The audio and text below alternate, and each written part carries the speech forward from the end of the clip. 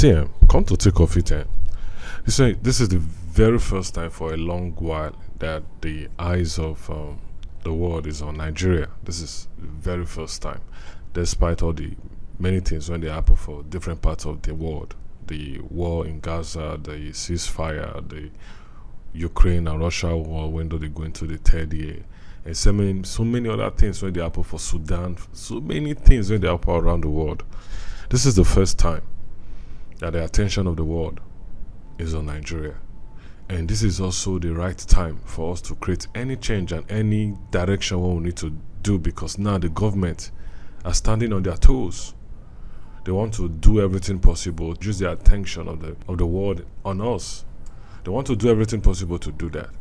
And for us to create any change, now for us to capitalize on this opportunity when we get it, because we might never get it again.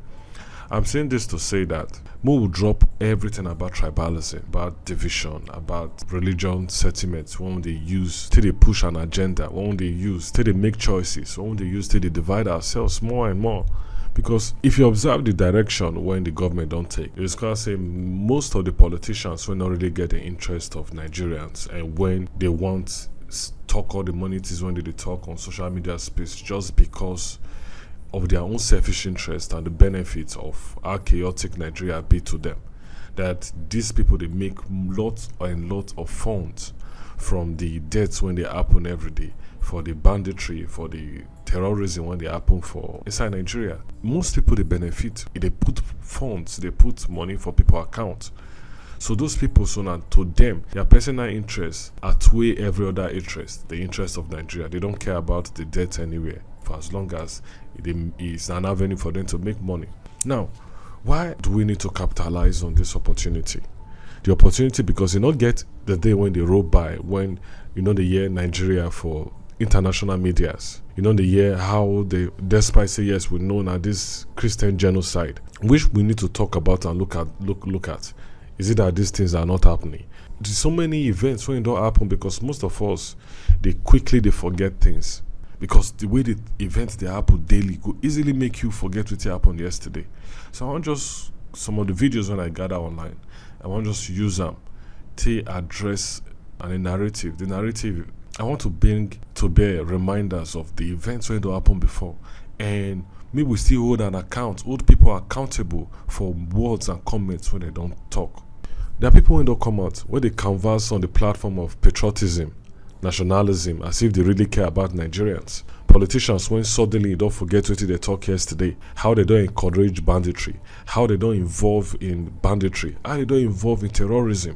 That is their finger stain, not just only for what they've said, but their actions they've taken. How you going to tell me, say you want to go engage in peace talk with bandits? How you going to throw party for bandits? How the custom head go to say go carry rice made for Nigerians? Nigerians know they fit chop. You carry rice, go give bandits. It means that the location of all those bandits or terrorist group is known by our government, and these politicians know where they are hiding. And because the stabilization of the government, the issues happening around the nation brings funds to them, makes them get richer, they don't care. Because we know statements when some people don't talk. We know statements when some politicians don't weave. We know statements and narrations and propaganda when some politicians don't follow. We know actions. It is good we remind ourselves of these steps so that we could really know and differentiate between those when be goats and those when be sheep, and those when not really get our interest and those when at least get interest of us. So let's remind ourselves of these people and remind ourselves of this event, and may we use them to know us want to structure out our decisions, because right now we need to get it right. Okay, so I will begin with the video of the Redeemed Christian Church of God pastor, that is the Most Reverend Pastor Adeboye, what he said in regards to the insecurity and the situation presently. So let's hear from him and also consider all the videos and statements some persons have made. Then I'll give my one or two. Welcome to the Testament Podcast. Instead it be sleep, let it be hate, let it degrade, let it be deep. Some others should weep, some others should keep the memory of the way that I died. And maybe if I were asked to make suggestions. I will say quietly to our government,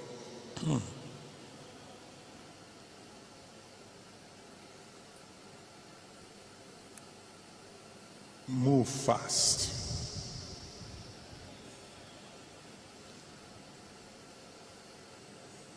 Move diplomatically.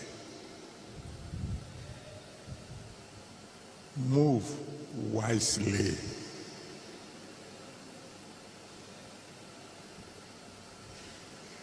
Find a way to convince the President of America to please delay his actions for about 100 days.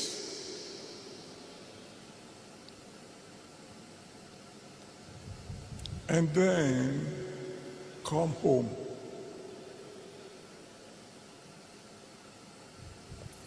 and tell our security chiefs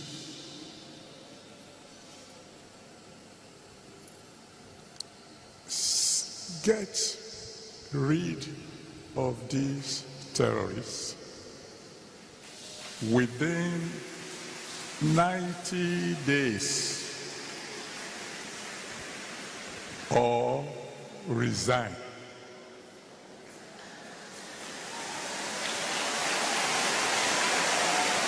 Yeah, instead it be them, let it be me. Since I will die, inevitably, then let it be said when I am dead. Some other was free, some other was fed, some other not me was able to see. Now, do we have the presence? Our farms, we are not safe. We cannot go to farm as it is. And our crops, as we are talking right away, they are in our farms grazing. We cannot go to anywhere. Our crop has been condemned by the Fulanis. If you can have a time, just a kilometer. There's no any crop anymore. Do we have the presence of the military and the police in this community at all? We don't. No presence of the police and the military in this place at all. Outposts here, no military checking point around here, and that is what we have been crying for our safety. At least a checkpoint. A checkpoint, yeah. We'll take it Or off. a police post, These small people one. spend more than 1 hour here yesterday. My God. So we want to come for their safety. Almost They take your father like the chief, Now, this incident that happened yesterday, it happened between the 1 father, hour to what the hour? elders in town. 11 to 12. 11 p.m. Yes. to 12 midnight. They do enter here even 8 7 o'clock, o'clock, 8 o'clock, 5 All of you a.m. should talk. Let's hear now. 4 o'clock, 4 a.m. 4 a.m. They can't go to farm. In Nasarawa State. In Nasarawa State. Here in Sarkin Noma. Anan Sarkin Noma. Here in Sarkin Noma. Nasarawa State. They are calling on the Nasarawa State government. They are calling on the federal government. Let there be security intervention here. The killing is too much. In every month they have 3 to 4 times invasion. Killing their husbands, killing their children. They can no longer go to farm. They are fatherless.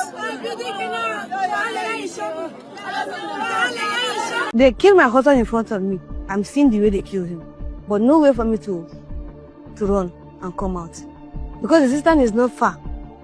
This is the room of the pig and this is the place by that mango tree. That's where they killed him. We believe that there was an agenda, or there is an agenda, an ongoing agenda of the Middle Belt. The Middle Belt has actually resisted Islam, since, it came. So there is a calculated, testing of the ground and the waters to see if we can actually do jihad again. Daku Jule. Oh, Daku Jule. Oh, we to je we bi to begedi. O tun wa je die nbo lowo won yan. Ka odo baba. Ama je je aboki. Dana ni o. Jule Ani ka odo baba. Ani lo di odo baba. O ni lo. Ono do baba. O be so fo. Ni lo. Ya file. So ya gbe. Egbe. Se ja ni wọ́n fẹ́. Ìjà ni wọ́n fẹ́ ni kin. Iye bu ya maka. Wọ́n na ri lo ti buru. Who started the Boko Haram crisis in Borno State. A governor, Modu Ali Sharif, addressed the press 2 days ago and attempted to insult the collective intelligence and memory of Nigerians by denying any links with the dangerous, dreaded Boko Haram sect. I did reply him yesterday, and I'm expecting him to sue me, because he said he wanted to sue an Australian. You don't need to go to Australia. What you are looking for in Sokoto is in the pocket of your Sokoto. I'm ready to join issues with him, because not only did he sponsor that organization by providing funds for them, in 2003, he had a deal with the Boko Haram sect to get him to win the election. And if he won his re-election, he will compensate the organization. When he won that election, he appointed Alaji Bugu Foy as the Commissioner for Religious Affairs to implement Sharia in that state. When the man attended the first Executive Council meeting, he discovered that they were all talking about contracts and how to steal money. So he went back to the camp, the Boko Haram camp, and said, where you send me to is Gida Barawi, the house of thieves. I can no longer be part of them. So he was asked to resign. And that was how Foy resigned from the government of Mutu Sharif. So to say that you don't know them is the greatest lie. I was just reminded this morning by somebody from Borno State that what started Boko Haram. Everybody knows. It was started in Borno by the then Borno governor, Ali Sharif. He is still roaming the streets freely. Yes. When Yusuf was caught alive, who created it? The ECOMOG. Who created the ECOMOG? We have to look at the root cause in order to find a solution. The root cause of that problem, as we know it today, is Ali Sharif. He used them for his own political machinery. He armed them as his political thugs. He even made one of them a commissioner. But they became too powerful. And they had no option but to try an elimination, which was not possible, and which we are all paying for. Yes, in fact, kidnapping children from school is less evil than going into a town and ransack it. Before, we are getting death by hundreds, going into town, kill anybody, children. So now they are taking children safely without killing them. So I think we are almost reaching the climax of negotiation, and preaching to them will encompass all of them so that we have permanent peace. This is what we hope, and this is what we are aspiring for. Okay, so your own belief now is that kidnapping students is way better than ransacking a community. Is that what you're saying? I just want to get that right. It's a lesser evil, because in the end you negotiate with. You see, now they are very careful about human lives. They are becoming careful about human lives. So before, is the mission is to go into a town in which they are having problems with them and ransack it and kill everybody. So I think the initiative, the preaching is working, and we are coming to an end of this banditry, hopefully in Zamfara first, then the other states. If America would drop a bomb in Nigeria, I'm telling you this, you can take it for a record. So what we are trying to avoid, we are going to even compound it. Look, myself, I have been trying to see how we can pacify these people.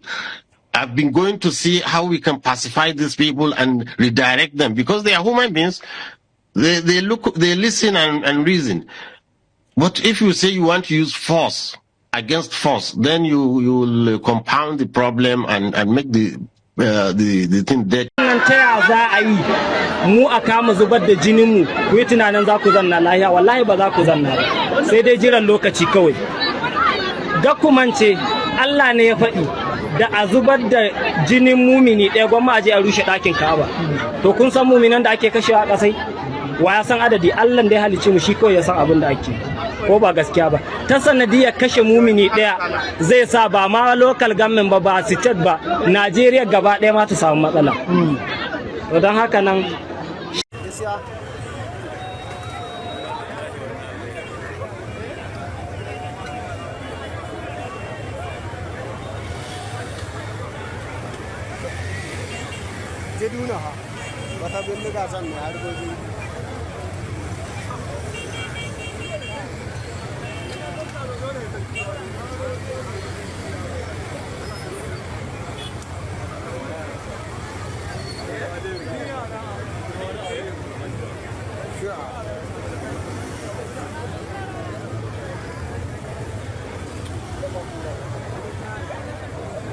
But for now, for the president of the United States to come in to say, oh, you are doing this and we are going to attack you and our country, Nigeria is a disease country, this is quite unacceptable. Quite unacceptable. We feel that you should understand and then retract that statement and apologize to Nigeria.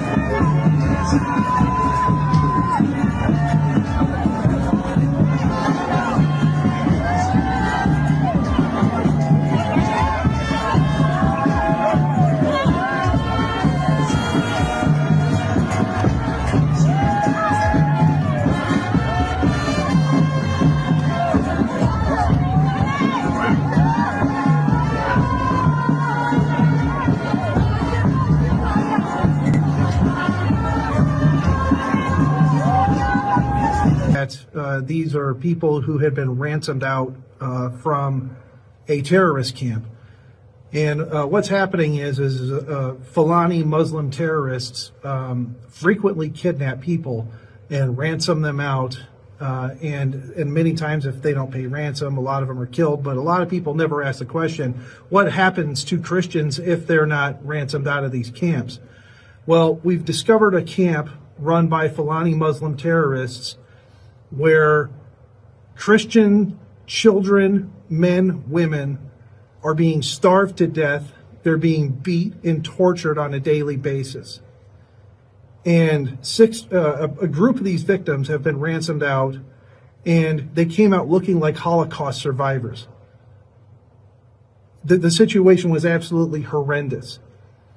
And we immediately deployed aid and resources to bring them back to health, cover any medical costs.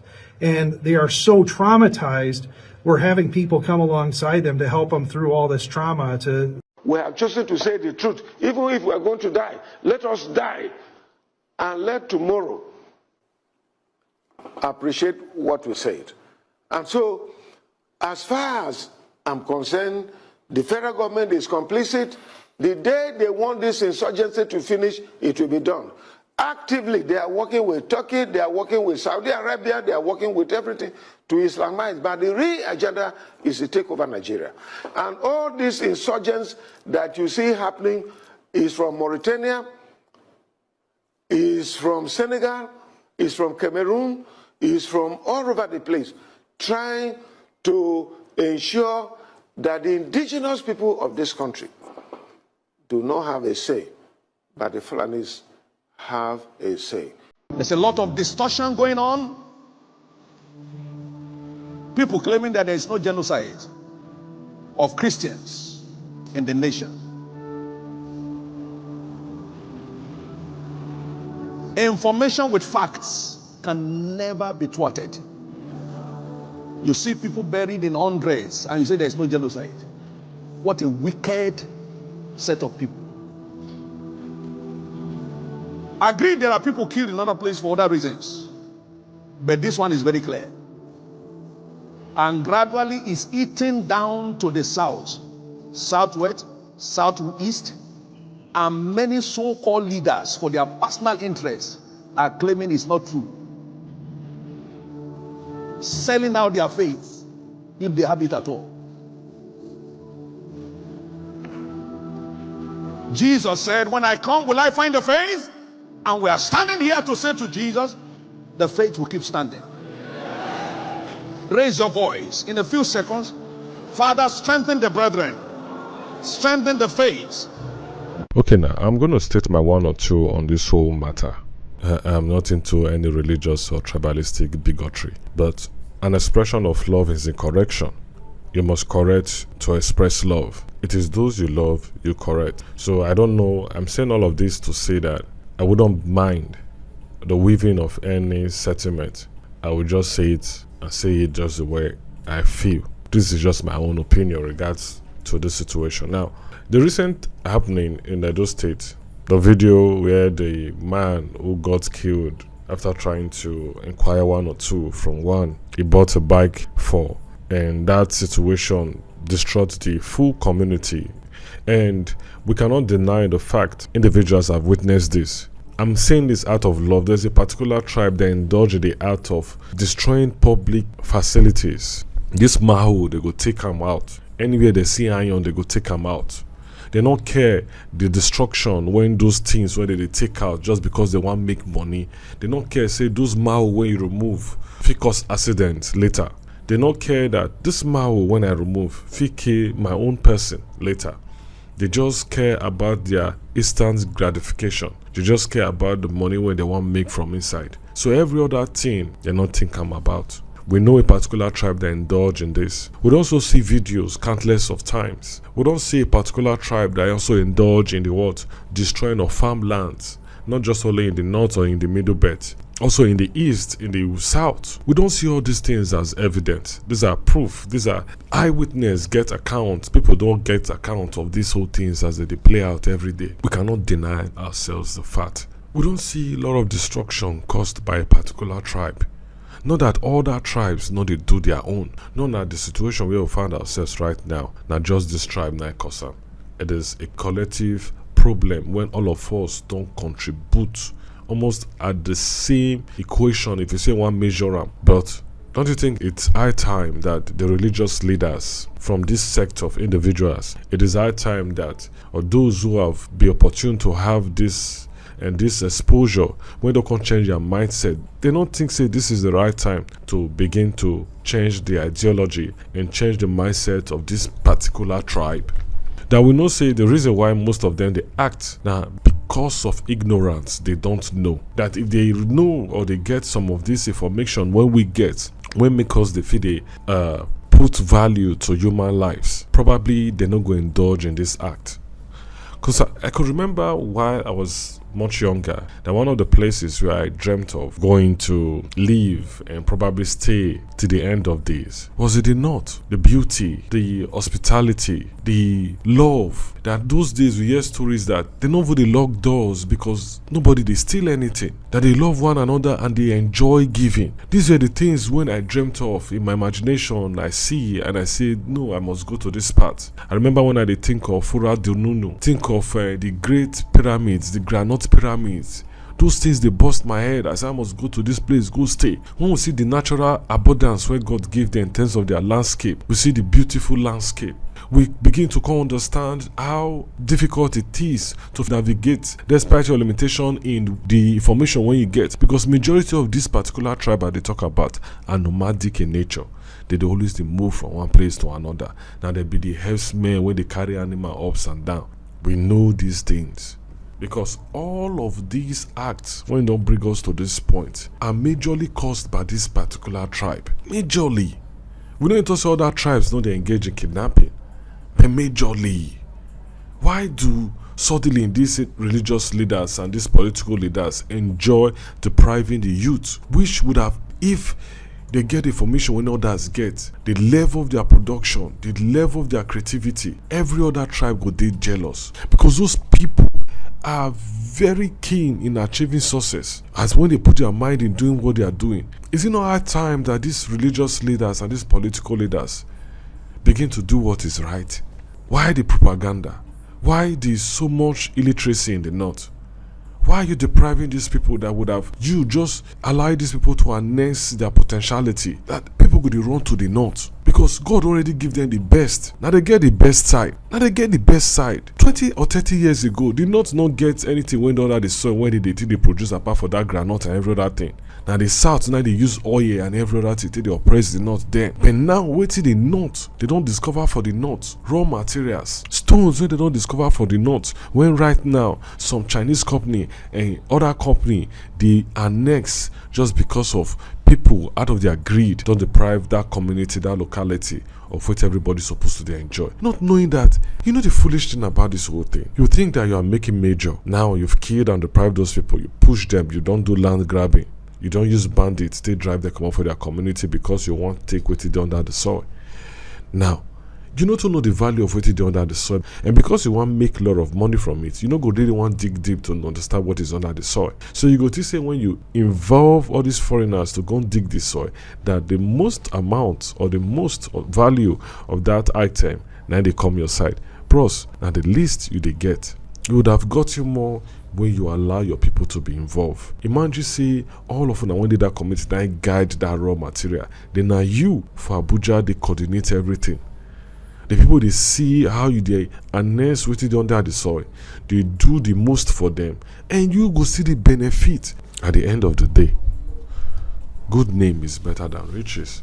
In as much as we need riches to enjoy some privileges, but good name at the end of the day is better than riches. Because when you consider great men of old, when you consider histories and consider the lot of things when they happen before now, you can understand the pain when greed don't cost and the damage when greed and men's selfishness and their hedonism and their narcissism and their malevolent nature don't cause great pain for Nigeria, for the entire world. That if these people just push out their greed, the world would have been a better place. This is my 1 or 2 on this issue. Peace. Yeah, instead it be them, let it be me.